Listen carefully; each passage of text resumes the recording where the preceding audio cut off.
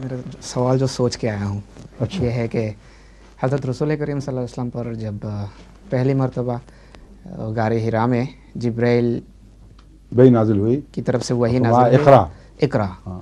تو 3 دفعہ حضور پڑھ نہ سکے، ہاں. فرمایا کہ میں نہیں پڑھ سکتا، ما انا ماں بقارن. انا بقارن. ہاں جی.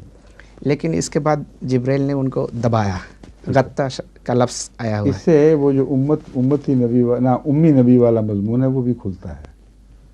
جی صاف پتہ چل رہا ہے کہ رسول اللہ صلی اللہ علیہ وسلم نے انکار تو نہیں کرنا تھا، آپ نے حقیقت حال پیش کی تھی، کیونکہ قرات کے 2 معنی ہیں. ایک وہ جو تلاوت سے تعلق رکھتا ہے، ایک وہ جو سامنے ایک لکھی ہوئی چیز کو پڑھنا ہے. تو حضرت صلی اللہ علیہ وآلہ وسلم نے پہلے جو انکار فرمایا ہے وہ اس بات سے انکار کیا ہے کہ میں پڑھنا نہیں جانتا، سمجھیں. جی اور پھر جب بھیج کر انہوں نے کہا پڑھو تو پھر رسول اللہ صلی اللہ علیہ وسلم کے ذہن میں یہ مضمون ابھرا ہوا نظر آتا ہے کہ سامنے تو کتاب بھی کوئی نہیں جس کو میں دیکھ کر پڑھوں. صاف لگ رہا ہے کہ یہ مجھ سے چاہتے ہیں کہ میں ان کے پیچھے یہ الفاظ دہراؤں.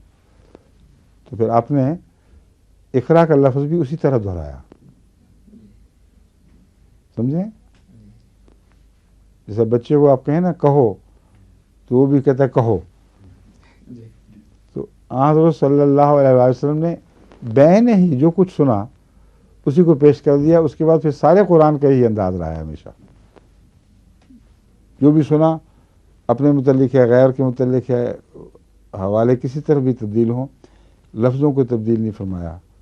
قل کہہ دے، مراد ہے تو کہہ دے. تو آپ نے قل ہی سے لفظ شروع کیا ہے، اور یہی قرآن کا انداز تھا جو اللہ تعالیٰ چاہتا تھا، اور رسول اللہ صلی اللہ علیہ وسلم کی معصومیت کے نتیجے میں یہی انداز مستقل ہو گیا، دائمی صورت اختیار کر گیا. ٹھیک ہے. اچھا، السلام علیکم. خدا حافظ.